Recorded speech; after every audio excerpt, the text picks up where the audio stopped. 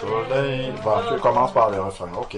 Oh, quel beau soleil dans mon âme. Il éclaire, il illumine tout. À ses rayons, mon cœur s'enflamme et je vais chantant partout. Dans mon âme, beau soleil brille, son rayon doux et joyeux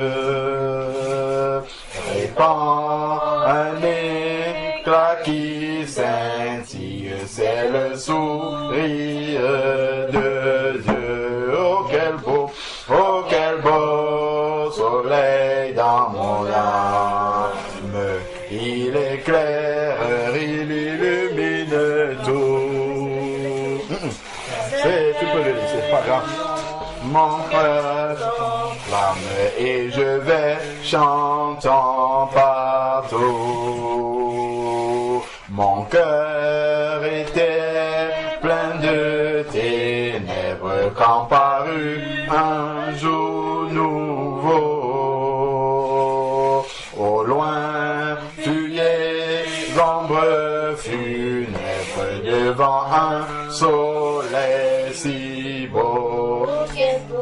Oh quel beau soleil dans mon âme, il éclaire, il illumine tout. À ses rayons, mon cœur s'enflamme et je vais chantant partout. Nuages des plaintes et du doute gaiement je vous dis adieu. Voici resplendit sur ma route le soleil d'un ciel si bleu. Oh quel beau soleil dans mon âme, il éclaire, il illumine tout.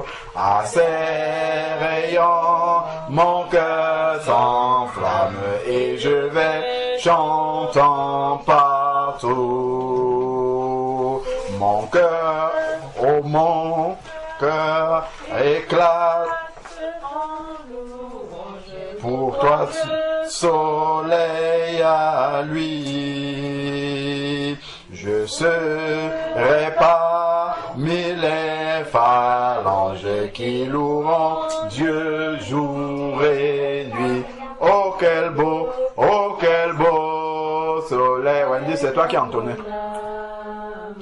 Il éclaire, il illumine tout. Ses rayons, mon cœur s'enflamme et je vais chantant partout. Amen. Donc même quand on dit qu'il fait mauvais, c'est souvent quand il pleut que les gens disent qu'il fait mauvais. Nous on a le soleil, mais pas dehors, c'est dedans. Et quand le soleil est dedans, ça ne dépend pas des caprices de la nature, comme on dit. Mais c'est le soleil de Dieu, comme il dit. Le soleil de Dieu qui est dans nos cœurs, qui doit briller toujours. Et ça, c'est à l'image des... parce que la nature est soumise à beaucoup de phénomènes extérieurs. Ça peut être les vents. Ça peut être le soleil qui va fondre les nuages et puis il va pleuvoir.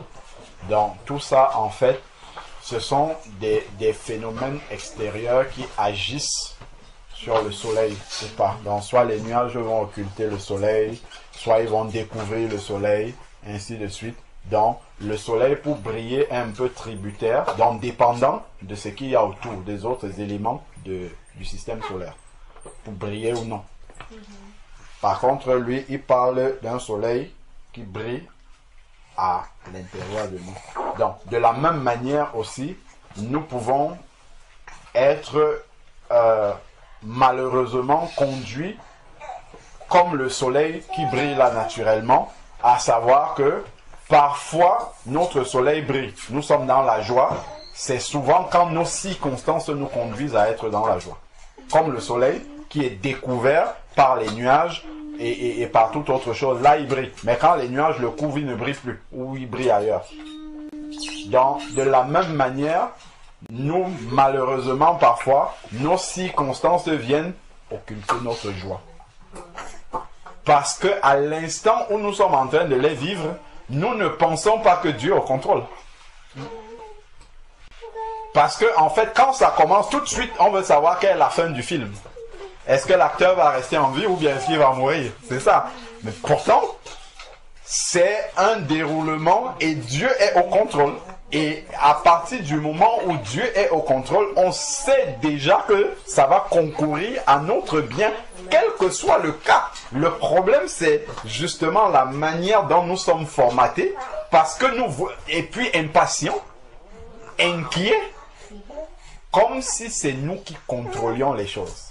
À partir du moment où on perd pied et que on n'est pas dans une stratégie que nous avons pensée, parce que dans une stratégie que nous avons conçue, nous savons quel est le départ, quelle est l'arrivée, quel est le milieu, quel est le cheminement par lequel nous allons passer. Mais quand Dieu dit, comme il a dit à Abraham, lève-toi de ton pays, sors et je te montrerai un pays dans lequel tu devrais aller. Donc, c'est un abandon complet. Et Abraham est le premier, je crois. En tout cas, il y a d'autres figures de la nouvelle naissance. Mais le cas d'Abraham, c'est une véritable figure de la nouvelle naissance. La nouvelle naissance et même la naissance de l'esprit. La dépendance complète à l'esprit de Dieu. Sors et je te montrerai. Donc, la seule promesse sur laquelle Abraham pouvait reposer, c'est que c'est Dieu qui a dit. C'est tout. C'est la seule chose sur laquelle il pouvait s'accrocher. C'est que c'est Dieu qui a dit de sortir. De la même manière, quand tu lui demandes, prends ton fils Isaac, ton seul que tu as. Le seul que tu as, parce que Ismaël n'était pas le fils de la promesse. Il lui dit, ton unique, voilà, c'est là l'expression qu'il a utilisée. Il dit, ton unique, va et puis tu vas le sacrifier. Or, Dieu avait dit à Abraham, de toi naîtra des nations et des nations de ta postérité. Je multiplierai ta descendance comme le sable, comme les étoiles dans le ciel, le sable de la mer. Mais comment ça va se passer si mon unique fils tu le reprends? Donc, là, ça a poussé Abraham dans une dimension de la foi où il fallait s'abandonner à une parole que Dieu a dit. S'il dit d'aller sacrifier ce seul chemin par lequel la promesse va s'accomplir, il sait comment il va retourner les choses pour que sa promesse s'accomplisse quand même. Parce qu'il n'est pas un homme pour mentir, ni le fils de l'homme pour se repentir. Donc voilà ce sur quoi Abraham s'appuyait. Dieu a dit. Point. Et c'est là le problème que nous avons. Abraham, c'est pas pour rien qu'il est appelé le père de la foi et que tous les croyants, d'ailleurs même dans le Nouveau Testament, sont fils d'Abraham selon l'esprit. Parce que c'est par la foi qu'Abraham a fait les choses. Dieu arrive d'abord, il dit à Abraham, lève-toi et sors d'ici. Première chose que Dieu fait quand il arrive dans une vie. Il ne te laisse pas dans ton environnement. Pourquoi? Parce que ces circonstances extérieures-là, comme on parlait du soleil, vont t'influencer. Ta famille va t'influencer. Tes frères et sœurs qui ne croient pas vont t'influencer. Tes amis qui ne croient pas auront tendance à te ramener toujours à ce que tu étais avant, à ta manière de réfléchir, et ainsi de suite. Pour ça, Dieu dit sors. Sors de là parce que je ne pourrai pas travailler avec toi dans cet environnement-là. Il faut que tu sortes d'abord. Et une fois que tu seras à l'extérieur, là maintenant tu seras éloigné de tout ce qui occulte ce soleil-là qui peut briller. Et là maintenant, je pourrais commencer à te parler et tu seras disponible sans influence à côté. Donc Abraham, sur la seule promesse de Dieu, est parti. Il est sorti. Où est-ce que tu vas? Dieu m'a parlé. Dieu m'a demandé de sortir. J'obéis d'abord pour ce premier pas. Bien souvent, Dieu veut nous conduire à cet abandon-là complet où on se base seulement sur sa parole. Parce que bien souvent, on veut voir l'itinéraire que Dieu est en train de prendre pour que notre foi grandisse. Or, Dieu veut que nous nous appuyions uniquement sur sa parole que nous avons. Parce que Dieu a dit cette parole-là, il se tient derrière cette parole-là pour l'accomplir. Pourquoi tu agis comme ça? Parce que Dieu a dit. Et ça, c'est une folie pour les hommes, bien entendu. C'est une folie pour les hommes. Et effectivement, c'est un peu comme si nous voulons avoir la vie d'Abraham, mais en restant à ses parents, d'où il est parti, là où son papa était. Voilà, c'est un peu difficile. Il faut sortir de cette zone de confort, parce que la zone de confort, c'est là où tu as ta famille, tu as tes parents, tu as ton environnement où tu as toujours vécu, et ça procure une certaine sécurité pour toi. Et Dieu a voulu qu'il sorte de cette sécurité-là, pour qu'il soit totalement dépendant. C'est là où la foi se met en marche. Parce que Abraham est sorti, il ne savait pas où est-ce qu'il allait, il ne pouvait plus compter sur ses frères, il ne pouvait plus compter sur son père, il ne pouvait plus compter sur sa famille, il ne pouvait compter que sur celui qui lui a dit sors d'ici pour partir. Et c'est là le départ d'une véritable marche avec le Seigneur. Et c'est là la continuité d'une marche avec le Seigneur. Parce que même quand nous allons trouver, parce qu'il y en aura, des difficultés sur le chemin étroit, on va toujours s'appuyer sur ce que Dieu nous a dit dès le départ. On peut voir ça dans le Nouveau Testament aussi avec Saul de Tarse. Quand il tombe sur le chemin de Damas, Jésus lui a parlé: tu porteras mon nom devant toutes les nations et je te montrerai ce que tu dois souffrir pour mon nom. Quand nous regardons dans Acte 21, où il y a même un prophète, Agabus, qui arrive, qui ne connaît pas Saul et qui voit la ceinture, il prend la ceinture et l'attache et dit: celui qui a cette ceinture-ci, c'est comme ça qu'on va le lier à Jérusalem pour l'amener à la mort. Et les disciples vont dire à Saul: frère, n'y va pas, parce que c'est la mort qui t'attend. Et Saul de Tarse, Paul, appuyé sur la parole que Jésus lui avait dit dès le début, il a dit: vais-je refuser ce pourquoi Dieu m'a destiné, malgré l'exhortation des frères à rester? Il est parti. Il a dit: c'est ce à quoi le Seigneur m'a destiné, je vais partir pour accomplir la volonté de Dieu. Parce que parfois, même au sein du corps de Christ, on peut te donner, on peut t'orienter, on peut t'amener dans une direction qui n'est pas celle que Dieu a pour toi. C'est pour ça que l'intimité avec Dieu est essentielle. Elle est capitale.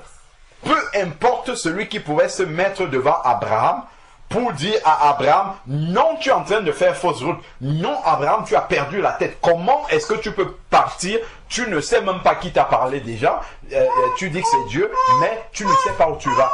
Mais il avait cette intimité avec Dieu, cette conviction avec Dieu. Et voilà pourquoi lorsque Dieu revient plus tard, lui dit: prends ton unique fils et tu vas à la montagne où je te montrerai pour le sacrifier. Abraham n'a pas hésité une seconde, il est parti. Il a même dit à Sarai, sa femme: nous reviendrons avec l'enfant. Parce qu'il était sûr, appuyé sur la promesse qu'il doit avoir une postérité comme des millions d'étoiles, comme le sable de la terre. Il savait que d'une manière qu'il ne connaît pas, il ne savait pas le cheminement que Dieu va utiliser, mais il savait que la promesse de Dieu va s'accomplir. Même quand il arrive sur le chemin, il est parti avec des serviteurs. Abraham, il avance. À un moment donné, il arrête les serviteurs là, au pied de la montagne. Il dit: vous allez rester ici. Je monterai avec l'enfant pour offrir le sacrifice à Dieu. et nous reviendrons. Donc, il y a des circonstances dans lesquelles les frères et sœurs, le corps de Christ, ce que Dieu a mis autour de toi, ils vont t'accompagner dans l'épreuve, dans le test par lequel le Seigneur veut te faire passer, mais il y a un endroit où ils vont s'arrêter, où Dieu ne permettra pas qu'ils aillent dans la suite. Et si tu permets qu'ils entrent dans la suite, ils vont te changer de direction. Parce que si ceux-là qui ont accompagné Abraham avaient vu Abraham mettre Isaac sur le bûcher, ils se seraient opposés. Ils auraient dit, tu as perdu la tête, ce n'est pas possible que ce soit Dieu qui t'ait parlé. Donc à un moment donné, Abraham, qui d'entrée de jeu avait entendu la voix de Dieu, avait obéi, avait déjà eu cette expérience-là de marcher avec Dieu, d'écouter la voix de Dieu. Et ça, c'est l'écoute du Saint-Esprit. C'est vraiment la sensibilité. Voilà. La sensibilité à la voix du Saint-Esprit. Abraham, qui avait déjà cette sensibilité-là à la voix du Saint-Esprit, à un moment donné, a compris que pour la dernière ligne droite, aller sur la montagne et sacrifier l'enfant, là je dois être seul, parce que moi j'ai entendu la voix de Dieu. Eux, ils n'ont peut-être pas entendu la voix de Dieu. Je leur ai dit, accompagnez-moi, ils viennent, parce que c'est moi qui ai parlé, et ils ont confiance en moi. Mais pour la fin, là, il faut que ça soit moi tout seul, face à ce que j'ai entendu. Donc à un moment donné, les frères et sœurs, la communion fraternelle et tout ça, dans nos épreuves, dans nos tests, à un moment donné, ils doivent s'arrêter et me laisser aller seul dans le moule dans lequel Dieu veut me former. Même dans le couple, ça arrive aussi. Qu'à certains moments, Dieu veut nous amener dans une dimension où on doit aller seul jusqu'à cette fin-là. On avance et à un moment donné, la dernière moulure là, c'est Dieu qui doit la faire. Parce que Abraham était avec sa femme, Sarai, mais il n'a pas dit à Sarai alors. Parce que ce que Dieu voulait faire à ce moment-là, il fallait que ce soit lui qui le fasse. Il fallait qu'il réussisse ce test-là seul. Et il est parti jusqu'à mettre l'enfant sur son unique fils. Et nous sommes tous enfants d'Abraham. Et Dieu prend ce que Abraham a de plus cher et il lui demande de lui sacrifier. Cela nous montre aussi que si nous sommes fils d'Abraham, ce n'est pas simplement la foi en l'air comme ça. Il y a des choses qui nous sont précieuses que Dieu va nous demander de lui ramener sur l'autel. Pour lui. Et ça peut faire très mal. Ça peut faire très mal. Les choses auxquelles nous sommes atteints. Imaginons un peu, Abraham a attendu Isaac 99 ans. Enfin, il a un enfant et c'est cet unique-là que Dieu lui a demandé. Il lui dit, amène-moi Isaac ici. Et c'est là qu'on reconnaît le cœur entier d'Abraham dans la confiance en Dieu. Si, comme c'est toi qui me l'as donné, et que c'est toi qui me le demandes, même comme je ne comprends pas, je te le ramène. Et tu sauras comment multiplier ma postérité si tu veux reprendre celui-ci. Notre problème, c'est le rationalisme. C'est ça. On veut tout rationaliser, parce que des fois, il y a des choses qu'on ne comprend pas. Dieu, lui, comprend ce qu'il fait, mais toi, tu ne comprends pas, tu réfléchis et tu sors du projet que Dieu a passé pour toi. C'est ça. C'est un grand problème. C'est ça. C'est ça. C'est l'esprit de rationalisme. C'est ça. L'esprit de rationalisme. C'est ça. Nous vivons dans ce monde-là, entourés et devant, derrière d'un monde rationnel. D'un monde où il faut maîtriser les choses, où il faut... Voilà, et on a été formaté comme... C'est pour ça, en fait, que la nouvelle naissance est indispensable. Et, bon, malheureusement, maintenant, malgré la nouvelle naissance, nous ne sommes pas en permanence dans l'esprit. C'est des connexions, déconnexions. Connexion, déconnexion. Connexion, déconnexion. C'est-à-dire, nous marchons dans la chair, dans l'esprit, et parfois nous revenons à la chair dans la manière de raisonner, de réfléchir, et après nous nous reconnectons à l'esprit. Pourtant, Jésus, en fait, il était constant.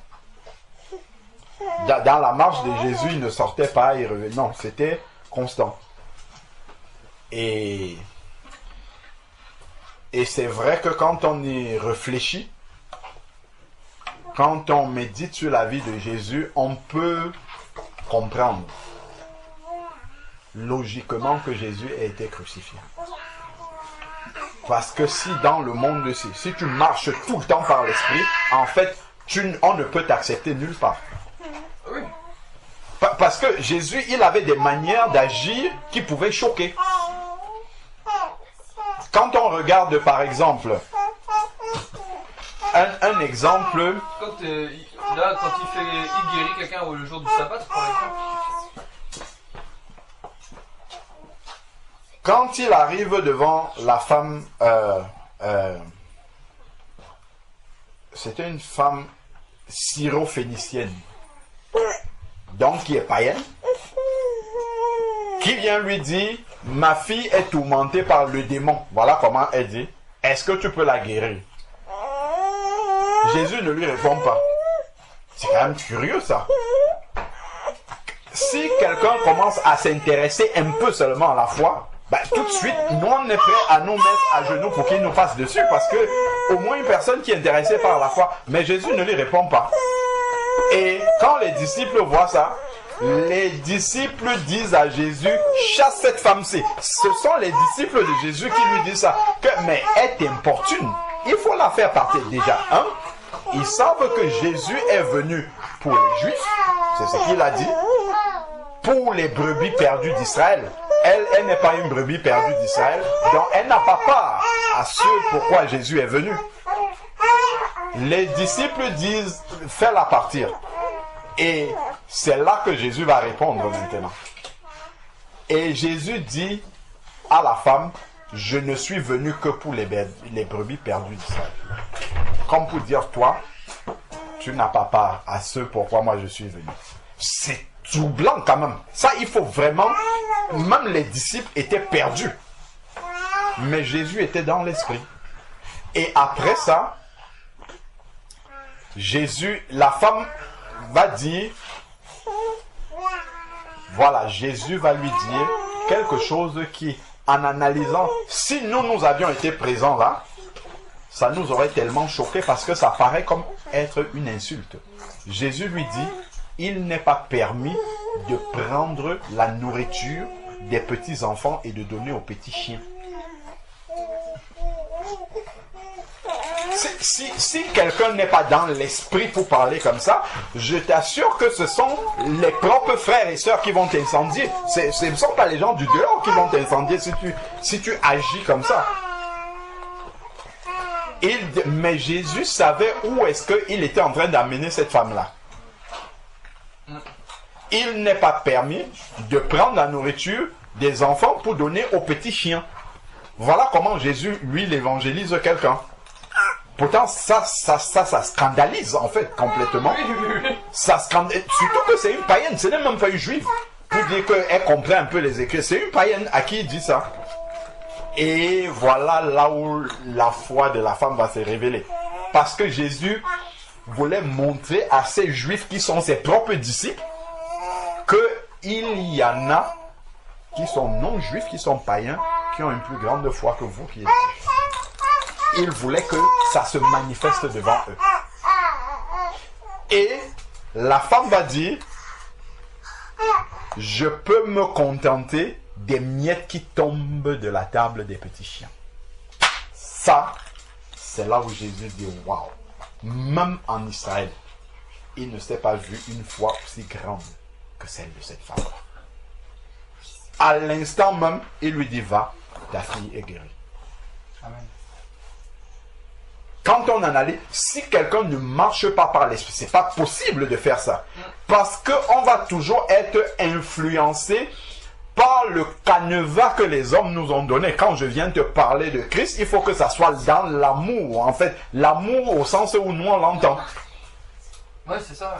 Donc et parfois cet amour-là, en fait, cet amour-là se confond avec les sentiments.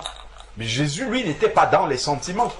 Voilà pourquoi la quasi presque 100% de ceux que Jésus a évangélisés n'ont pas rétrogradé du tout. À part Judas qui s'est perdu, mais ceux qui l'ont suivi n'ont pas rétrogradé. Pourquoi? Parce que le test déjà par lequel il te fait passer pour te convertir, c'est un test où si tu le réussis, c'est que tu aimes vraiment Dieu et tu iras jusqu'au bout. Quand il passe à côté de la mer, il voit Pierre, ce qui était Simon, et il voit son frère André. Il passe, il dit, suivez-moi. Vous êtes pêcheurs de poissons et je vous ferai pêcheurs d'hommes. Et il continue à partir. Mais eux, ils ne connaissaient pas Jésus. Quelqu'un qui passe là, qui ne te trouve pas chez toi en famille, il te trouve à ton travail. Imagine, c'est ton gagne-pain. C'est ce avec quoi tu nourris ta famille. Il te dit, suis-moi, donc laisse ce que tu fais, qui est la source En fait, c'est ça qui fait ta vie, parce que c'est ton travail. Si tu n'as plus de travail, tout le reste, ça s'écroule dans ta vie. Imagine quelqu'un passe au cabinet et te dit, écoute Pauline, suis-moi. Ben, je fais commande de mes patients, je fais commande de mon mari, j'ai Pierre-Emmanuel à la maison, j'ai Raphaël qui m'attend. Lui, c'est comme ça, suis-moi. Il est venu pareil pour Matthieu, Lévi, il était au poste de paix, donc il était au travail. Il lui dit, suis-moi. Et il ne reste pas pour te convaincre qu'il faut le suivre. Regardons comment Jésus évangélise. Il ne reste pas pour essayer de te convaincre. Ah, tu vois, Jésus, Dieu est amour. Tout. Non, il te met un test. Soit tu passes et tu vas rester jusqu'au bout. Soit tu n'es pas prêt à le suivre et tu ne viendras pas. Et il y a plusieurs cas comme ça.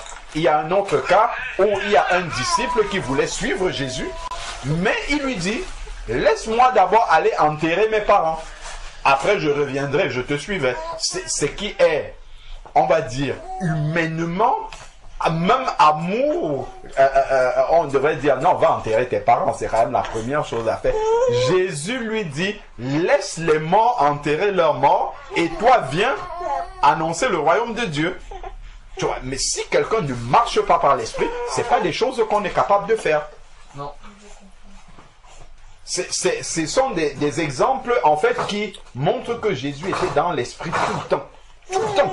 Il n'y avait pas de déconnexion. Il ne se laissait pas influencer par la manière de faire, de penser des autres, ainsi de suite. Pourtant, si toi, tu commences à évangéliser comme ça, on va dire, bah, tu fais fuir les gens de la grâce de Dieu. Faut pas faire comme ça. Et tu vas dire, ah bon, c'est pas comme ça qu'on fait. Quand on va vers les gens, on leur parle de l'amour de Dieu. On leur dit, oui, Dieu juge le péché, mais il accepte le pécheur, ainsi de suite. Et tu vas commencer à faire comme ça. Et après, tu vas tomber dans les sentiments. Et après, les gens vont se convertir, mais ça sera des conversions superficielles. Tu vois, les gens ne seront pas réellement convertis. Parce que, dès le départ, on ne leur a pas montré que, accepter Jésus-Christ... Wendy, c'est ouvert là-bas. Vous pouvez sortir par là. Donc, accepter Jésus-Christ dans sa vie, ça a un prix. Lui, il le montrait dès la conversion. Ça a un prix parce qu'il faut renoncer après. D'ailleurs, c'est ce qu'il disait, Jésus. Quand la foule le suivait, un grand nombre de personnes le suivaient. Jésus s'arrête. Il se retourne. Je crois que c'est dans Luc 14. Il dit, si quelqu'un veut venir avec moi, après moi, qu'il renonce à lui-même, qu'il se charge de sa croix et qu'il me suive. Donc, il se retourne et il leur donne les conditions pour le suivre. Donc, il ne suffit pas juste de venir après lui, de marcher comme ça physiquement derrière lui. Attention, il y a un prix à payer pour ça. Et là, ça fait le tamis. Ça fait sortir ceux qui ne sont pas sérieux, ceux qui viennent, je ne sais pas, par intérêt, par ceci, par cela, ils vont s'éliminer. Et ceux qui ont vraiment l'amour de Dieu et qui veulent se laisser transformer par Dieu, ceux-là vont rester. Parce qu'ils sont prêts à aller jusqu'au bout. Et c'est ça, en fait, qu'on ne voit pas dans notre génération. En tout cas, dans la grande majorité, en fait, on est un peu dans les sentiments. On amène les gens à Christ dans l'émotion, les sentiments. Donc, les gens, ils acceptent ça comme ça, mais en fait, ils ne comprennent pas vraiment que quand tu acceptes Christ, en fait, tu as laissé un monde derrière toi et tu as embrassé un nouveau monde. Ta vie va vraiment changer totalement. D'ailleurs, dans la vie même de tous les jours, Dieu nous donne un grand exemple. C'est la grossesse et la venue de l'enfant. L'enfant, il est dans son monde à lui. Dans son monde, il est dans son petit cocon et tout. Quand il sort, il est propulsé dans un nouveau monde. Voilà, exactement, la nouvelle naissance. Tout à fait. Mais là ça c'est sur le côté physique. Mais spirituellement, Dieu te demande la même chose. C'est-à-dire que tu sors de ton cocon, je te propulse dans un autre monde. C'est ça. Et dans le ventre, pour poursuivre le même exemple, l'enfant est dans l'obscurité.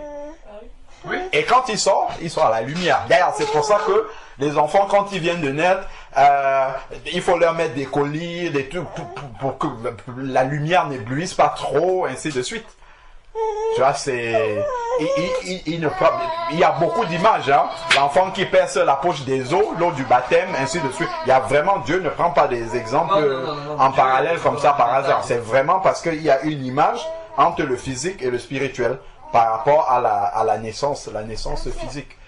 Et pour revenir effectivement à ce qu'on disait de la constance dans l'esprit, c'est vraiment... Pour arriver à développer ça, on le sait, mais il faut mettre ça en pratique pour que ça reste.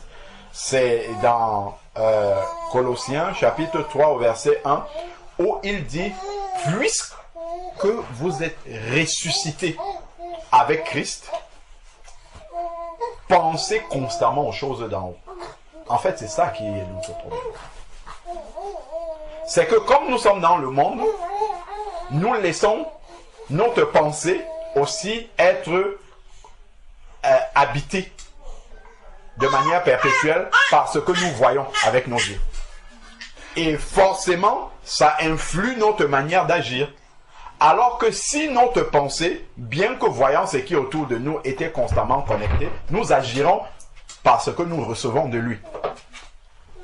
C'est ça. Moi, par rapport à ce que tu viens de nous partager, ça me fait penser à Frédéric de l'église. C'est un frère à l'église, lui, il est connecté en permanence. Amen. C'est-à-dire qu'il avait, lui déjà a rencontré Dieu dans des circonstances un peu particulières, quoi. Il avait rencontré Dieu étant jeune, et puis il avait laissé de côté, quoi. Il avait après son entreprise dans les travaux paysagers.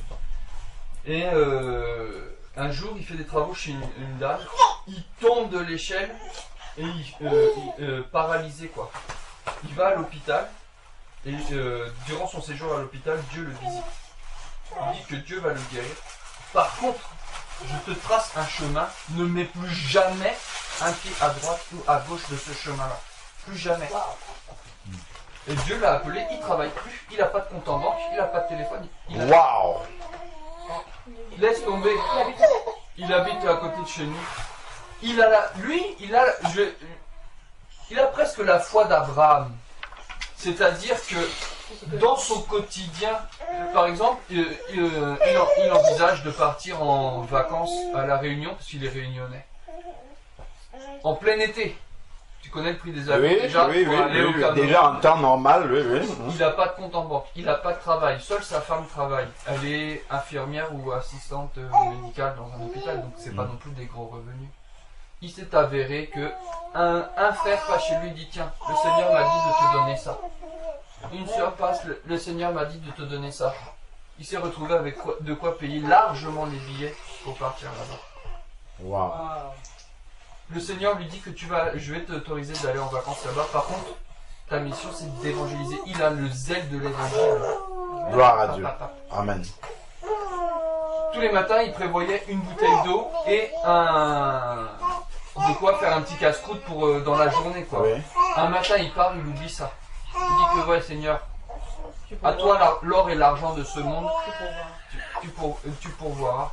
Au moment où il dit ça, il lève les yeux. Dans le haut d'un immeuble, une dame lui fait signe, dit que toi, viens chez moi.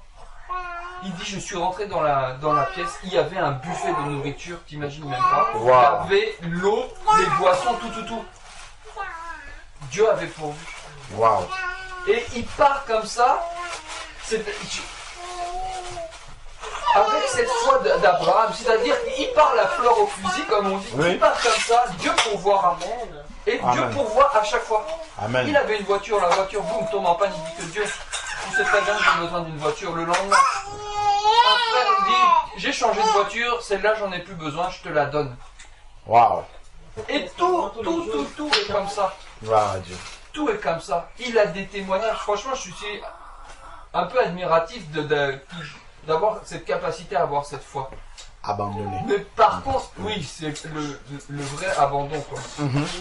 Par Amen. contre, il est d'une rigueur avec le Seigneur. C'est-à-dire Amen. que pareil, Dieu lui a donné le don de jouer la guitare. Il n'a jamais pris un cours de musique, il prend la guitare, il chante la louange. Par contre, Dieu lui a dit, je te donne cette guitare, elle m'est dédicacée. Ne joue jamais autre chose que la louange avec ce que je t'ai donné. Il a dit. Et des fois, même pour donner des fois, il y a des enfants qui lui demandent d'apprendre. Oui. S'il apprend, c'est forcément, il va te jouer une louange. Une louange avec. Oui. Jamais Autre chose. Tu vois, j'allais dire, c'est presque comme Samson, où Dieu il a dit, tu coupes pas les cheveux, tu bois pas l'alcool, tu fais pas ça. Et il a gâté ses trois. Lui, non. Il. Rigoureux. Gloire à Pour Dieu. éviter les déconnexions, comme tu dis. Mais même, C'est ça. tu le vois des Nous fois. sommes en Wi-Fi avec le Seigneur. Mais lui, Et selon là où on passe, les connexions se coupent. Après, on reprend le réseau. Après, ça se recoupe. alors que lui, non, c'est connecté. Il faut se mettre en permanence. filaire avec le Seigneur. En filaire, ça ne coupe jamais. Mais lui, C'est ça, c'est c'est ce qu'il faut. invraisemblable. On va, par exemple, on part pour faire de l'évangile. D'évangélisation. Je le vois, on marche, on discute, et d'un seul coup, il me quitte, il part comme ça. Mais il voit, il tombe sur une personne, il parle à la personne boum, tombe en sanglots, il donne la Bible et dit de venir à l'église. Waouh. On marchait, on discutait, comme on discute là, le Seigneur lui a dit, top, va tout de suite là-bas. Il a tout quitté, il est parti. Il est parti Tout de suite vers le directement, Seigneur. ouais. Parce qu'il est connecté en permanence. Quand tu es dans Wow. une discussion comme on tient là, Ah oui, tout ton esprit est là. Donc tu quand ton l'écoutes. esprit est là, donc Oui. même si le Seigneur, tu n'es pas attentif, oui, t'es oui. pas suffisamment, lui non. Et c'est impressionnant, je te dis, je le voyais comme ça, d'un seul coup, hop, il est parti, mais Waouh. et je te dis, et même là, par exemple, à l'église, on avait avec les consignes du Covid, on y a dit, d'ailleurs, il a même un peu quitté l'église, il n'a plus du tout de contact à cause en mars 2020, quand il y a eu Le confinement. le confinement. Non, c'est par exemple, Le pasteur a dit que c'est terminé, vous sortez plus faire d'évangile. Ah bon? Lui, il a dit c'est terminé, il y a le confinement, vous n'avez pas le droit de sortir, donc vous n'allez pas démarcher les gens, pas d'évangile. Il dit, Frédéric, il dit là, tu me vois comme tu me vois là. Il dit ça, c'est pas conforme à la parole de Dieu. Dieu nous dit d'apporter la bonne nouvelle partout, en tout temps, en toutes circonstances. Voilà. Favorable ou non? Il dit que moi, d'accord ou pas d'accord, je prends mon sac de Bible et d'évangile de Jean et je pars. Et on l'a croisé une fois avec Pauline, il avait le sac à dos, il était dans Montargis, il venait de là. Il est Et vendredi. je l'ai appelé, ça fait un moment déjà. Il m'a raconté des témoignages, il dit pendant le confinement, il dit t'imagines même pas le nombre de personnes qui m'ont ouvert la porte, alors que il dit on est tous censés avoir peur de l'autre avec la maladie, tout ça. Tout à fait. Il dit c'était quasiment du 100%, je toquais, les gens me laissaient rentrer, j'apportais la bonne nouvelle, des gens tombaient, priaient, et il dit j'ai jamais évangélisé autant de personnes que pendant le confinement. Dieu fait ce qu'il veut. Non, lui, franchement, je suis un peu admiratif du degré de foi qu'il arrive à avoir. Amen. C'est un exemple, hein, franchement. Ah oui, oui. Ah oui, c'est clair. T'imagines, pour même abandonner le travail, il a même plus un compte en banque. Il a même pas un compte en banque. Parce que même nous, par preuve de sagesse, on a bien sûr. on met de côté, Bien sûr. Par Bien contre, sûr. sa dîme à lui, c'est sa vie entière. Oui, qu'il a donné à Dieu. Oui, C'est-à-dire que entièrement le monde doit à Dieu. donner 10% de ton temps, 10% de ton argent. Lui, c'est il m'a lui. donné, j'ai donné ma Mon 100%, enfant, oui. c'est pour toi. Par contre, tu pourvois tout ce dont j'ai besoin. Waouh. Non, il est Frédéric Thomas, son nom de famille. Gloire à Dieu. Que Dieu le bénisse et que vraiment au travers de son exemple, que cela soit un encouragement pour nous, pour les frères qu'il côtoie, les sœurs qu'il côtoie, de savoir que c'est possible. Oui. Parce que parfois, en fait, on voit la montagne qui est devant nous, qui est le monde dans lequel nous sommes immergés, et on se dit non, ce n'est pas possible d'être comme ça dans ce monde. Pourtant, quand on voit des exemples comme ça, lui, il n'est pas Jésus, il est un homme comme nous, et il marche comme ça, ça veut dire que c'est possible. Oui. Mais c'est là où... Oui, c'est même impressionnant presque, parce que t'as pas d'explication. La seule fois où j'ai personnellement vécu cette relation en connexion constante, c'est quand je suis parti 10 jours au Nigeria. Parce que là, tu n'es qu'avec le Seigneur, et puis tu es en dehors de tout l'environnement, tu prends la douche avec le seau, tu es vraiment dans des conditions minimalistes et tu es connecté en permanence. Même quand je suis revenu, on devait partir en vacances au Portugal avec Pauline, j'étais dans la voiture, elle m'a récupéré de l'aéroport, j'ai l'impression que j'étais plus à ma place. Déconnecté du monde dans lequel j'étais. Mais le monde te rattrape vite. Et puis après, et c'est là que tu te dis, ouais, quand tu es dans le monde, en fait, c'est pas possible. Mais quand tu vois Frédéric, tu te dis que bah si, c'est possible. Mais par contre, il faut redoubler d'efforts. Tout à fait, tout à fait. Parce que là, quand tu es dans les conditions optimales comme au Nigeria, je te le dis, tu te levais la nuit, tu savais que c'était incroyable. Et le retour aussi était tout aussi incroyable. C'est-à-dire, j'étais dans la voiture, tu regardes le monde autour de toi, je sais pas comment expliquer cette sensation. C'est comme si le soir tu te couches dans ton lit, le lendemain, je sais pas, tu te réveilles sur l'Antarctique. Tu dis, ben, ici c'est où ça Attends, je suis où là? J'avais vraiment cette sensation-là de dire que je suis où en fait. Pourquoi je suis là? C'est vraiment une sensation étrange, pas désagréable non plus. Parce que tu sens que ta place en fait est là-haut. Oui, tout à fait. Amen. Et ça, c'est un côté agréable en fait. Ça, ce que tu dis en fait, ça ressemble à lorsque tu sors d'une retraite spirituelle aussi. C'est exactement. Quand tu reviens à la vraie vie, il y a un temps où tu es un peu. Parce que là, le Nigeria, c'est comme une retraite spirituelle à part que tu étais à des centaines de personnes, quoi. Mais quelque part, c'est ça. Et c'est vrai que ça fait une sensation bizarre. Bizarre, tout à fait. Et témoin même des fois que ça dure, quoi. C'est difficile de souffle. Là, Frédéric, ça dure, quoi. Ouais, tout à fait. En fait, il faut être permanemment en retraite spirituelle dans la vie quotidienne. Mais lui, c'est ça. C'est lui, tout à fait, exactement. Il a une vie de retraite. Il est marié, il a 2 enfants, mais il a... Le matin, il ouvre les yeux, la première chose qu'il fait, c'est le Seigneur. Il prie le Seigneur, il prie.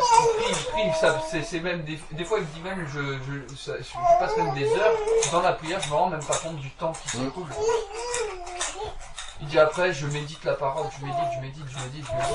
Et à dire après, je mange et l'après-midi, je pars faire l'évangile, quoi. Après, il rentre, s'occupe des enfants, il fait le repas, tout ça.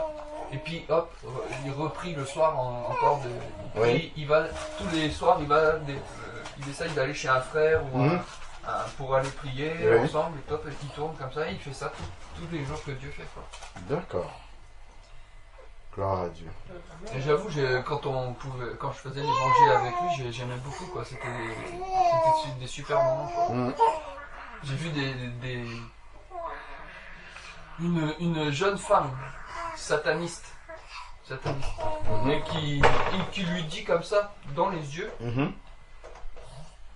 j'ai juste à faire une prière et je te fais te tortiller par terre, comme ça. Elle lui dit ça à lui. Oui. D'accord. Il dit, bah vas-y, tu peux essayer. Oui, mon chat. Mm. Qu'est-ce qu'il y a? Dis-moi.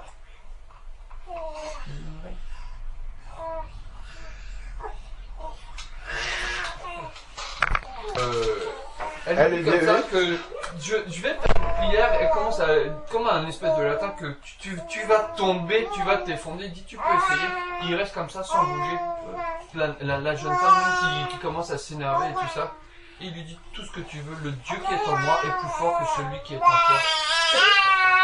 La nana commence à se mettre à pleurer, à pleurer, à pleurer, et elle part. La semaine d'après, il avait laissé son numéro dans un évangile. La semaine d'après, elle l'appelle. Et elle s'est convertie par la suite au Seigneur. Gloire à Dieu. Tu vois? Gloire au Seigneur. Et quand tu vois des trucs comme ça, tu te dis que c'est là que même j'allais dire, tu vois, même dans le témoignage qu'on portait par exemple hier pour la clinique, on a toujours été dans le rationalisme, dire que oui, tout on met tant d'argent, on met tant de travaux parce que c'est dans nos capacités et tout. Mais c'est après coup, quand le notaire dit que non, vous étiez en concurrence, c'est là que ton rationalisme est brisé même. Et tu te dis que, ouais, en fait, Dieu était au contrôle depuis le départ. Et c'est quand tu vois des choses a posteriori qui te dépassent que tu te dis que, ouais, vraiment, Amen. Il faut quand même avoir plus la foi. Amen. Tout à fait. Dieu est bon. Et puis là, il a vraiment, comment dire,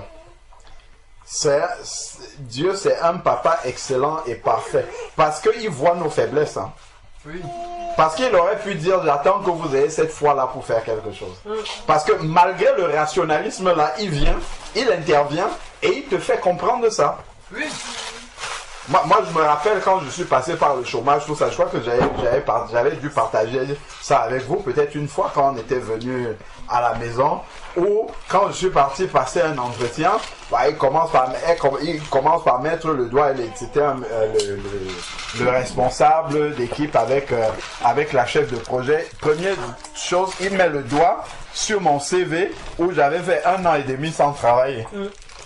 J'avais des points faibles comme ça. La première chose qu'il il a mis le doigt dessus. Le commercial m'a dit non, il faut enlever ça, faut pas laisser un trou long comme ça sur ton CV et tout ça, ça va jamais passer, on va jamais t'appeler et tout. Non, c'est la vérité, j'ai pas travaillé pendant 1 an et demi, je laisse ça comme ça. J'ai envoyé mon CV comme ça et on m'a appelé. Et la première chose, ils ont mis le doigt dessus. Donc quand j'ai voulu commencer à expliquer, il a dit non, je demandais juste comme ça, parce qu'il y a des personnes qui prennent des années sabbatiques, des trucs comme ça, il a laissé. Après, dans le déroulement de l'entretien, il y avait 2-3 questions. Est-ce que vous savez faire ça? C'était impératif pour le poste. Non, mais je suis volontaire pour apprendre. Est-ce que vous savez faire? Non, je suis volontaire. Non. À la fin, parce que j'avais eu déjà, comment dire, une mésentente avec le commercial par rapport à cette offre de service, de mission là, parce que en regardant les compétences qui étaient requises, je ne les avais pas, très loin de là. Donc je lui ai dit, c'est pas la peine d'envoyer mon CV là-bas, mais il a quand même envoyé malgré moi. Et quand on était dans la salle d'attente, avant que les personnes avec lesquelles je devais passer l'entretien viennent nous recevoir, il dit, si tu arrives à obtenir la mission ici, je t'augmente. Il m'a dit, il donne au-delà du salaire déjà qu'on m'avait promis, et j'étais embauché sur mission, c'est-à-dire il fallait gagner la mission pour être embauché. Il me dit, je vais augmenter, je sais plus combien, il avait dit, une prime chaque jour. Chaque jour, tu auras une prime supplémentaire. Ça rentrait ici, ça sortait de l'autre côté, parce que je savais que la fiche de poste qu'on avait donnée, c'était tellement éloigné de mes compétences, je n'avais pas ces compétences-là du tout. Et donc, quand elle a posé ces 3 questions-là, j'étais tellement énervé à l'intérieur de moi que j'avais envie de dire au commercial, je t'avais dit, toi-même, on est là, je t'avais bien dit que c'était pas la peine de venir ici, tu me perds mon temps, tu perds ton temps, tu perds le temps au client. Et donc, à la fin de l'entretien, comme souvent le candidat sort, lui il débriefe avec le client, mais donc je l'attendais de pied ferme à l'extérieur. Que tu sors, quand tu vas arriver ici, ben je vais te dire, mais regarde, on a perdu un après-midi, ainsi de suite. Quand il sort, je lui dis alors, qu'est-ce que le client en pense? Bon, voilà, je m'attendais à ce qu'il me dise. Le client a dit, mais qui est-ce que tu m'as amené là? Qui est-ce que tu m'amènes quelqu'un qui n'a pas travaillé depuis 1 an et demi? Mais qu'est-ce que tu penses? Tu penses que notre projet va devenir... Et là, il me dit, bon, le client a pensé que tu es un candidat motivé pour quelqu'un qui n'a pas travaillé depuis 1 an et demi. Tu es motivé. Et puis, voilà. En nous accompagnant dans l'ascenseur, la dame, on lui demande depuis quand est-ce que le poste est à pouvoir. Elle dit depuis 1 mois et demi.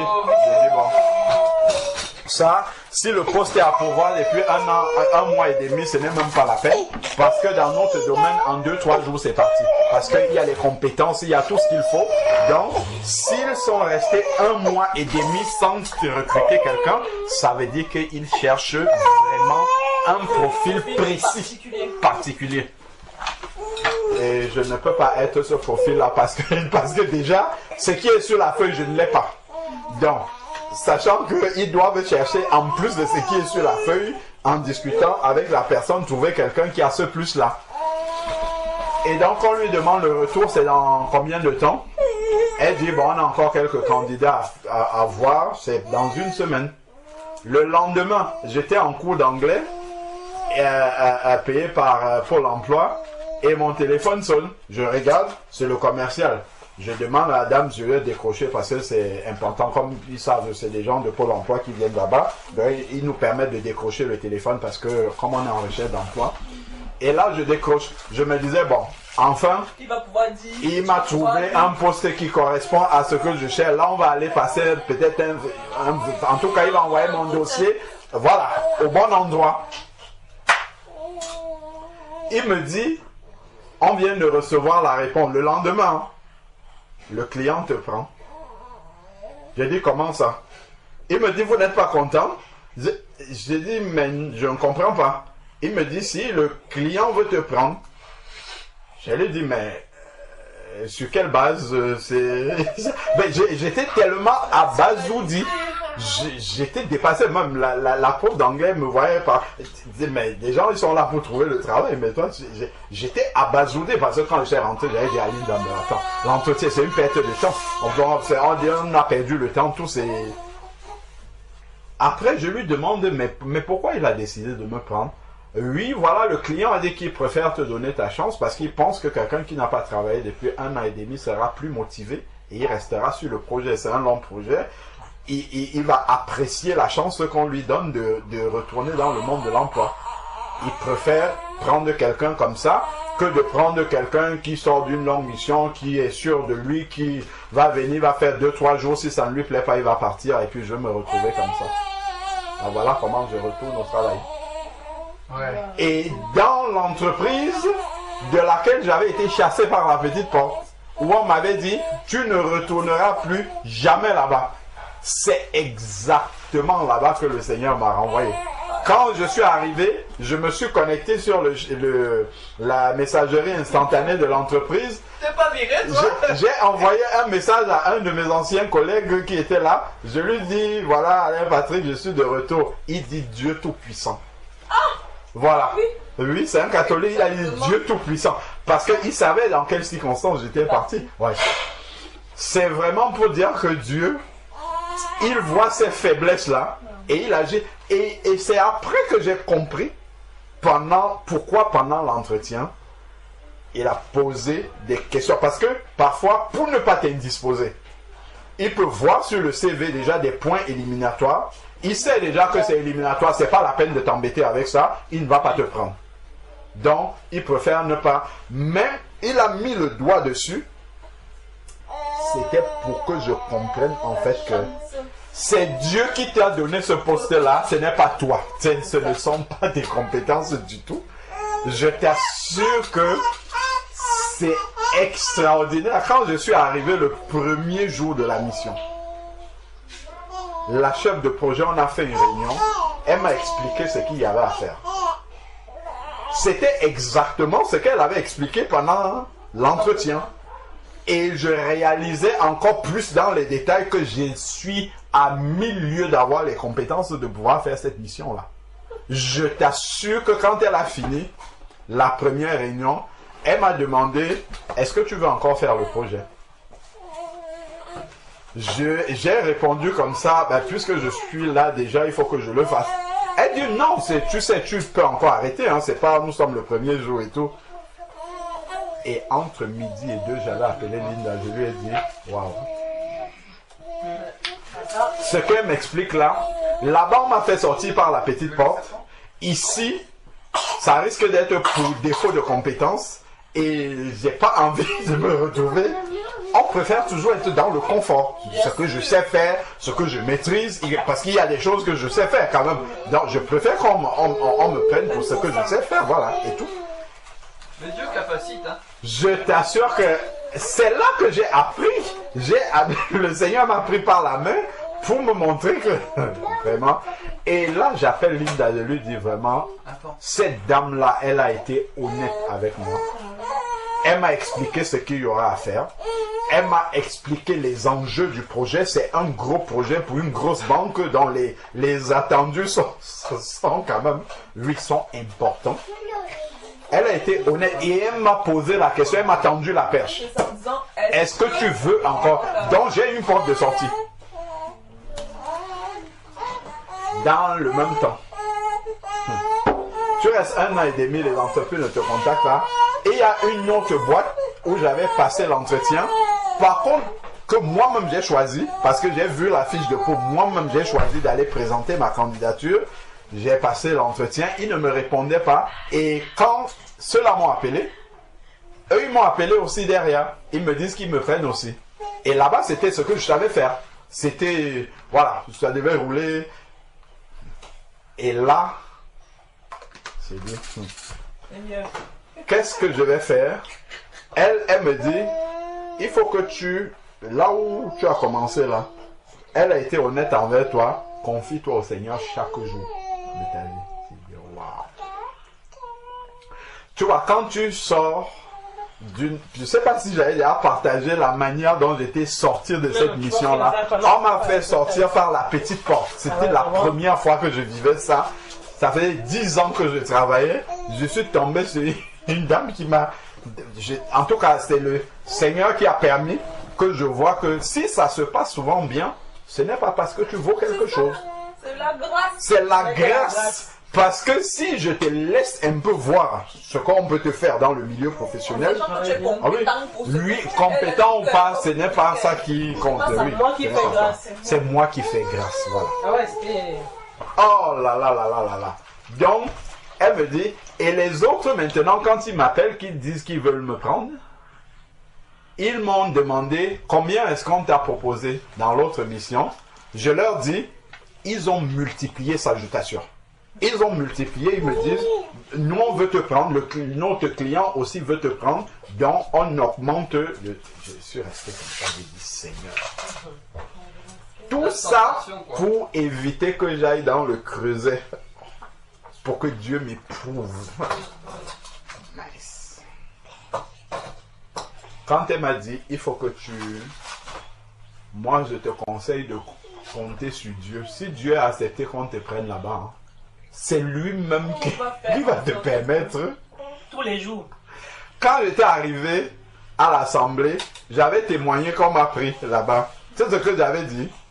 Si ce n'était pas achevé qu'on m'ait chassé par la petite porte là-bas, si Dieu trouve qu'on ne m'a pas suffisamment humilié et qu'il doit me briser encore plus, ben je suis prêt qu'on me chasse aussi encore plus.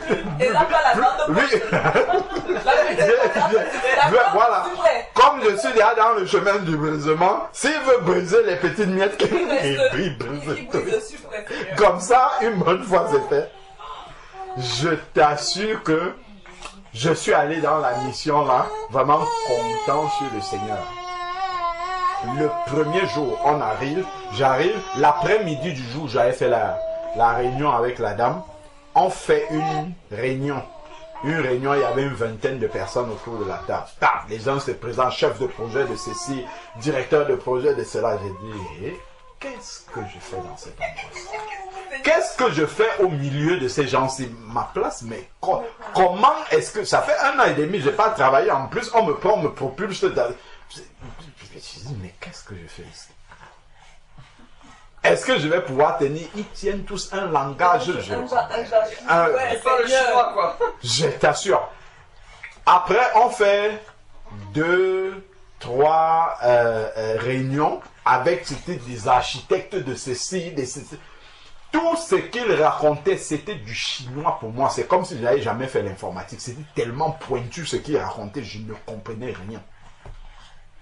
Le lendemain, avant qu'on aille à une de ces réunions-là, la responsable qui m'avait demandé si je souhaite toujours faire la mission, elle me dit, Alain Patrick, pour cette réunion, si c'est toi qui vas faire le compte rendu. Ouh là là. Tu dis, Seigneur, il n'y a que toi qui vas ouvrir ma bouche. Aïe. Parce que, regarde, quand tu es dans une réunion où les gens parlent, on ne sait pas si tu comprends ou si tu ne comprends pas. Si tu sais parler ou si tu ne sais pas parler. Mais quand tu vas faire le compte rendu, tu vas exposer ton ignorance au grand jour. Dieu de tout le monde. Devant Dieu de tout le monde. Là, c'est l'humiliation bien comme il faut, quoi. Parce que le compte rendu, tu vas l'envoyer à tout le monde. Et c'est là qu'on va comprendre que le type, si il est assis avec, Il nous a escroqués, quoi. il ne comprend ni d'où on vient, ni où on est, ni où on va. Je t'assure, la dame m'a dit, tu vas faire le compte rendu. Quand elle m'a dit ça, je suis allé aux toilettes, je me suis prosterné, j'ai commencé à prier. Je me suis prosterné. Qu'est-ce qu'il y a? Il a voulu monter sur la balance. Je suis allé me prosterner. Oh, chérie, qu'est-ce qu'il y a, toi? J'arrive à la réunion, promesse tenue, ils continuent leur langage là, ils parlent entre eux, l'autre coupe la parole à l'autre pour aller dans un autre domaine, c'était... Waouh! Quand c'était tellement rapide d'abord, ce qu'ils étaient en train de dire, déjà, un, je ne comprends pas de quoi ils parlent, et puis de deux, c'est rapide, donc je n'ai même pas le temps de réfléchir. Ah, c'est qui encore ça? À un moment donné, je me disais, est-ce que je n'aurais pas dû déclencher mon téléphone pour enregistrer ce qu'ils disent d'abord, pour réécouter doucement et tout, mais ça allait tellement vite, l'autre parle, l'autre coupe. Je t'assure que dans cette réunion-là, j'ai commencé à prier en langue intérieurement, parce que j'étais perdu. Wow. Donc, je prenais les notes comme un robot en fait. Je ne comprends pas ce qu'ils sont en train de dire, je notais quelques mots qui me venaient. On a fini la réunion. Je suis retourné. J'ai encore prié après. Je suis allé devant mon ordinateur, devant la feuille blanche. Je regarde mon brouillon, je regarde la feuille blanche. Seigneur. Wow. Quand j'ai commencé à taper la première phrase comme ça, je ne sais pas d'où me venait l'inspiration. Ça a commencé à couler. Tac, j'écrivais. Quand j'ai fini 3 pages, le compte rendu. Je regarde ce que j'ai écrit. Je corrige les fautes. Après, j'appelle ma responsable. Je lui montre avant d'envoyer. Elle lit. Elle dit, mais c'est bon, tu peux envoyer. Tu mets telle personne en copie et tu envoies. Et ça a été comme ça tous les jours pendant 3 ans. Compter sur le Seigneur. Chaque jour que je venais, dès que je voyais l'immeuble là devant moi, je commençais à prier. J'entrais, je priais d'abord, je faisais mon travail jusqu'à la fin et priais. Et la fin, c'était vraiment le déroulement par la grande porte. Mais la manière dont j'étais entré, c'était vraiment par la foi. Je t'assure que c'était... Je n'étais jamais entré dans un travail comme ça où en fait tu sais que non, tu ne dois pas être là. Parce qu'on a toujours besoin d'être dans une zone de confort, dans une zone où je maîtrise quand même ça. C'était dans un domaine totalement autre que ce que j'avais déjà fait. C'est là où on se rend compte que Dieu est Dieu. Dieu est Dieu. Non, ce que j'avais vécu là-bas, c'était... En fait, le Seigneur, il m'a enseigné. Il m'a vraiment enseigné l'abandon. L'abandon complet. Complet. Quand je regarde avec recul, le travail que j'arrivais à produire là-bas, c'était vraiment l'inspiration de Dieu. À chaque fois, chaque chose qu'on me donnait, quand elle donnait, je sentais que c'est compliqué ce qu'il y a à faire. Parce que c'était un projet très complexe. un grand projet, on n'était que 2 dessus, avec, je ne sais pas, peut-être une 50aine d'interlocuteurs. C'était vraiment, je veux dire, waouh, Seigneur. Enseigne-nous à nous abandonner. Je sais pas comment faire, mon cher enfant. Je ne parle pas de la mission, je suis dans cette parole, Seigneur Jésus. C'est-à-dire, le Seigneur a décidé de me travailler au travail. Il dit que tu vas t'abandonner totalement et compter sur moi. À la mission, je suis maintenant, je vous assure, les premiers jours, comme c'était pendant les gilets jaunes, là, j'allais en voiture à midi, je voulais rentrer chez moi et dire, je vais les appeler pour dire je n'y vais plus. Parce qu'on s'arrange toujours à m'amener dans un domaine que je ne connais pas. Je t'assure, c'est... Parce que l'informatique, c'est immense, voilà, c'est immense. C'est... Il veut débloquer, le truc est bloqué, mais je sais pas comment tu... J'ai tout Ah essayé. bah faut ouvrir le truc en général. On me recrute pendant la période des gilets jaunes. Le consultant qui me formait déjà avait du mal à venir au travail parce qu'il n'y avait pas les transports, il n'y avait pas ceci, il n'y avait pas cela. J'ai pas le temps. Pour un truc, je crois qu'il était sur la mission depuis 1 an et demi, un truc bien, où il faut connaître beaucoup de choses. Au bout de deux semaines et demie comme ça, il est parti, sa mission est finie. Et toi tu es la seule. Dans un truc, non seulement seul, c'est qu'il me laisse avec une grosse livraison. Quand on dit livrer, c'est des choses à faire. Voilà, un gros travail à faire sous ma responsabilité entière de A à Z. Il n'y a pas quelqu'un à côté de moi pour dire, vas-y, va dans ce sens-là, va dans l'autre sens. Et on attend juste les mails de compte rendu. Avec les big chefs et tout ça. Yes. Waouh. Mais Dieu est Dieu. Et il utilise en fait toutes nos circonstances pour nous amener à cette foi-là dont on parle. Pour nous amener à nous abandonner. Non, mais la mission d'où j'étais sorti là, mais je suis arrivé dans une mission, je trouve une femme, bon, à l'entretien, ça s'était bien passé. Et au quotidien, la responsable de projet, elle était externe aussi comme moi. Et je crois que c'était une Vietnamienne. Déjà, devant son bureau, tu as la petite assiette là, avec les petits bonbons, avec les petits bouddhas qui étaient là-dessus. Bon. On arrive, on fait la réunion à 3 avec celui que je remplaçais. Le jeune homme, il commence à expliquer pour la transmission de compétences. Quand il explique, elle dit non, ce n'est pas ça. Celui qui était sur le poste depuis 1 an et demi. Hein. Non, ce n'est pas ça. Elle le coupait vraiment méchamment. J'ai dit, bon, il a fini, il est parti. Ça arrive maintenant quand je prends le relais derrière. Laisse tomber. Qu'est-ce que je n'ai pas subi là-bas? J'ai écrit un truc, pape, elle m'a dit, non, il ne faut pas écrire comme ça. J'ai dit, mais... Elle voulait corriger les fautes de français alors qu'elle ne parle pas correctement en français. Je m'exprime bien en français parce qu'elle ne comprend pas ce que j'ai écrit. Non, il ne faut pas faire ceci. Non, pas ceci, pas ceci. Mince. Un jour, j'arrive le matin. On est dans un open space comme ça. On était 16 dans le bureau.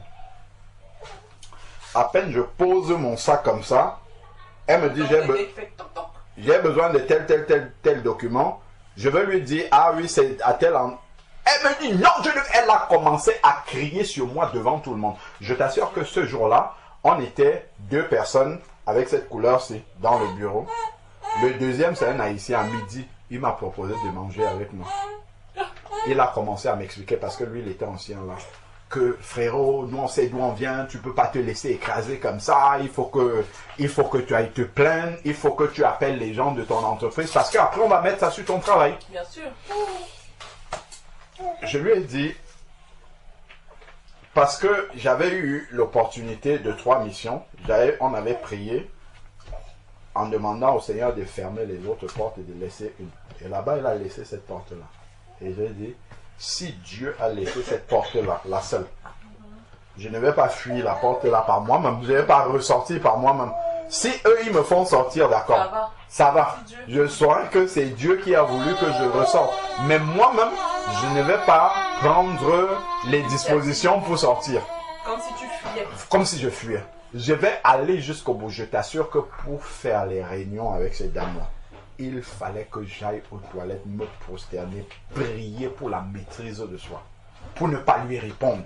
Parce que en fait, c'est quelqu'un qui t'humilie, c'est comme si tu n'avais jamais étudié. C'est comme si on t'a pris de la rue, tu n'as jamais été à l'école, et tu... Parfois, je dis, mais madame, j'ai quand même été à l'école, je sais ce que je suis en train de faire. C'était terrible. Je t'assure que quand elle avait crié, à un moment donné, je ne pouvais plus rester dans l'open space pour travailler quand elle était là. Il fallait qu'il y avait une salle de réunion en bas là, c'est là-bas que j'allais rester pour travailler. Parce que quand j'étais là, il fallait qu'elle vienne crier sur moi devant tout le monde. J'ai dit, mais ça, c'est terrible quand même. Et elle était liée à la responsable de service qui était interne. C'était sa copine. Donc, je savais que dans tous les cas de figure, si quelqu'un doit partir, c'est moi qu'on va sacrifier. Elle était là longtemps avant moi. Donc, il n'y avait même pas match. J'ai dit, bon. Et effectivement, je suis parti. J'avais eu un petit arrêt maladie de quelques jours. Je suis parti. Et quand je revenais, la responsable de service faisait des entretiens individuels de 16 personnes de l'équipe pour demander comment ça se passait tout. Et quand je suis arrivé pour l'entretien avec elle, elle m'a expliqué, oui, bon, voilà, je vois que ça se passe mal avec elle, Suzanne, je pense que il y a quelque chose qui ne va pas, on pensait que ça allait s'améliorer, mais ça va dans un autre sens, il faut bien que je prenne une décision dont tu vas partir. Et tu peux partir dès demain. Comme ça, quoi. Imagine un peu. Normalement, dans nos contrats, c'est 1 mois de préavis. Elle dit, si c'est difficile pour toi de rester dans cet environnement, je te permets dès demain, tu peux partir. Waouh! Je suis resté comme ça, je dis, quelle humiliation! Je crois que c'était l'une des plus courtes missions que j'ai eues là. Je commence à lui expliquer. Je lui dis que vous avez vu comment les relations étaient. Et une fois, elle a crié sur moi, vous étiez dans votre bureau, parce qu'il y avait une glace, c'était devant elle. Elle n'a rien dit. Vous avez vu comment ça s'est passé? Pourquoi vous n'êtes pas intervenu? Vous me dites aujourd'hui les relations sont compliquées, vous auriez pu peut-être faire la médiation, quelque chose et tout. Quand j'ai dit ça, elle s'est levée, elle a tourné le visage. Elle regardait dans le fond, elle ne m'a plus regardé en face. Elle a dit, bon, c'est comme ça, il faut que je fasse un choix. Donc, voilà comment elle m'annonce que je dois partir. Quand j'ai dit à mon entreprise, ils ont dit non, voilà, tu ne peux pas partir du jour au lendemain. Nous, on a des contrats, elle doit respecter. Ça part de comme eux, c'est l'argent, il faut qu'ils facturent 1 mois quand même. Donc, le dernier mois où je suis resté, j'ai, par la grâce de Dieu, tout fait pour travailler encore davantage le témoignage, pour laisser un bon témoignage. Et c'est elle qui était ma responsable, mais elle n'est jamais venue me dire que bon, j'ai appris que tu vas partir. Elle a fait la politique de l'autruche et elle n'a rien dit. Moi, je lui ai proposé un rendez-vous. On est descendu dans un bureau. J'ai commencé à lui expliquer. Enfin, à parler avec elle. Ben voilà, il s'est passé ça, tu as crié sur moi, tout ça.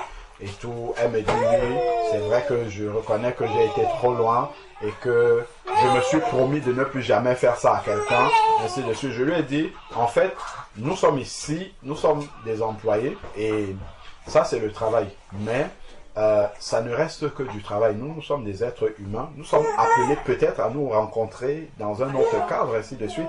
Il ne faudrait pas que, si je te vois venir sur un trottoir, que j'aille sur l'autre trottoir parce que, voilà, il faut qu'on discute et voilà, qu'on se sépare dans de bons termes et tout.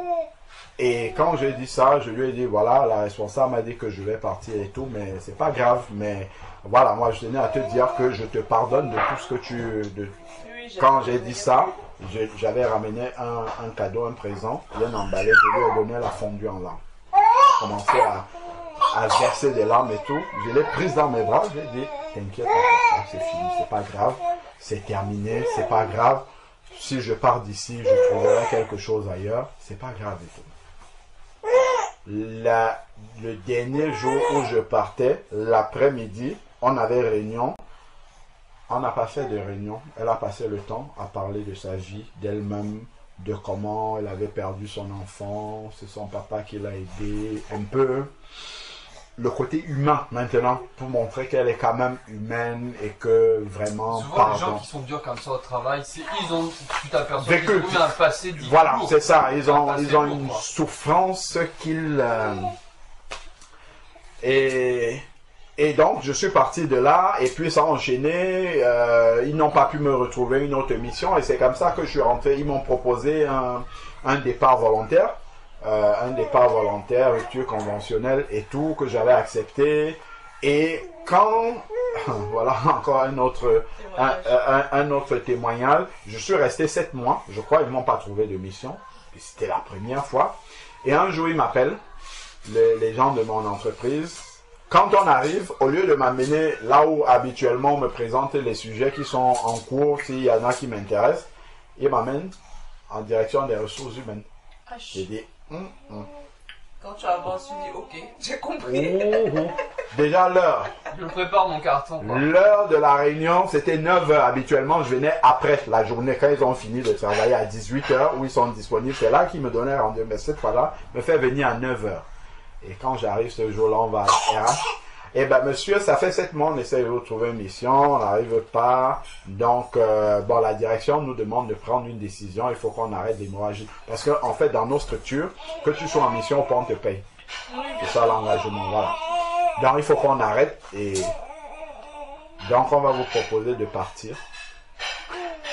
Pendant quelques minutes, je suis resté sans voix. Ça fait 10 ans que je travaillais, jamais il y avait eu d'interruption.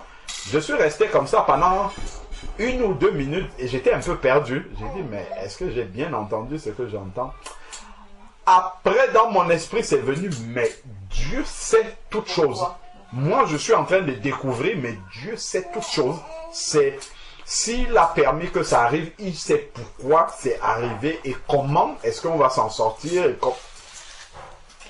J'ai dit, bon, ben d'accord, ok, ben on va vous faire parvenir le protocole si vous êtes d'accord, tout. Je suis sorti sur le chemin entre là-bas et la maison. Dans le train, j'évangélisais les personnes. J'étais en train d'évangéliser le Seigneur. Si eux, ils ne veulent plus de moi au travail, toi, tu vas continuer à m'employer. L'évangélisation, c'est un travail, évangéliser. Ah là là là là. Et c'est quand je suis parti de là.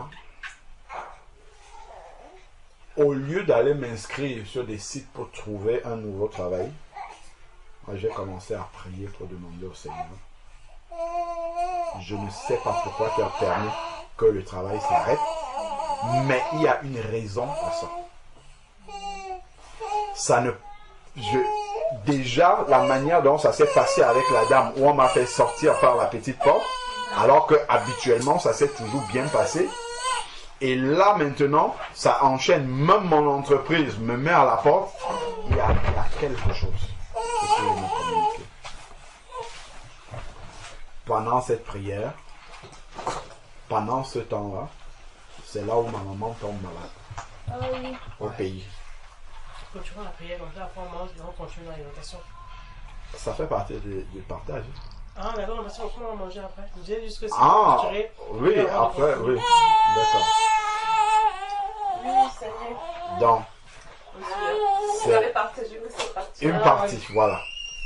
C'est dans cette partie que maman tombe malade, que le Seigneur me conduit à aller la voir, qu'on passe 3 semaines dans la prière, l'exhortation. Après, maman va partir. Pendant que je suis là-bas, c'est là où le Seigneur me permet de conduire papa dans les eaux du baptême. Parce que justement, c'est à ce moment-là, depuis 2 ans, il combattait ça, que ça arrive. Et après ça, ben, il y a le travail dont je viens de donner le témoignage où on me prend, après 1 an et demi de chômage, dans la même entreprise. La dame qui m'avait chassé là, je l'ai retrouvée sur le plateau. Alors qu'il y avait des recruteurs pendant les 1 an et demi qui m'avaient dit, de toute manière, ce client-là, on va mettre une fois, on va même pas envoyer ton dossier là-bas parce qu'ils se parlent entre eux, peu importe le service où tu vas partir, comme ils vont voir que tu as déjà travaillé chez eux, ils vont passer le coup de fil aux collègues pour savoir comment ça s'est passé. Et là, forcément, on va t'incendier et donc tu ne pourras pas. Mais Dieu a permis que je revienne au même endroit. On m'a repris là pour me montrer que vraiment, c'est lui qui décide de tout. Et ce n'est pas par tes compétences, c'est parce que moi j'ai décidé que je dois faire. Amen. Donc Dieu a vraiment comment dire, nos faiblesses. Amen. Et voilà. C'est parce que s'il voulait tenir compte de la foi, parce que le commercial me dit vous êtes prêts, je lui dis pourquoi. Je lui dis comment ça? Comment tu vois? Donc si Dieu voulait voir simplement nos faiblesses, si on a la foi et tout ça, il y a des choses qu'il ne nous donnerait pas. Parce qu'il attendrait qu'on ait la foi qui correspond, oui, qui correspond à ce qu'il nous apporte. Donc vraiment, le Seigneur est grand. On a encore beaucoup de chemin. En tout cas, j'ai encore beaucoup de chemin à faire par rapport à la foi, par rapport à ce que tu disais. C'est comme la prière pour les malades. Hein. C'est vraiment un sujet que j'ai beaucoup à cœur de grandir vraiment dans la prière pour les malades parce que je sais que c'est quelque chose qui est important. C'est une dette que Jésus-Christ a payée, mais on n'est pas beaucoup au bénéfice. Mais ça, c'est... de ce pourquoi il a payé. Justement, la guérison, c'est quelque chose de très très difficile dans le sens où quand tu imposes les mains, tu t'appuies sur la parole. Il suffit qu'il y ait une goutte de doute en toi. C'est ça. Ça ne fonctionne pas. Ça ne fonctionne pas, c'est ça. Et je sais pas si je vous avais déjà partagé le témoignage avec Papa François, quoi. Moi, c'est quelque chose qui m'avait beaucoup...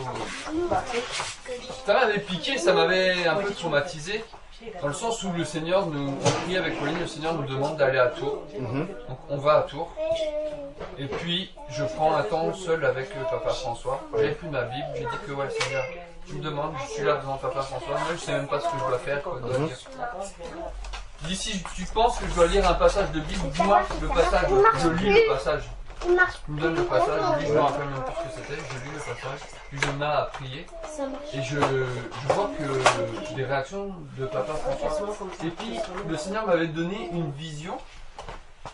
J'ai jamais été aussi sûr ce jour-là que quand j'allais prier, il allait se lever.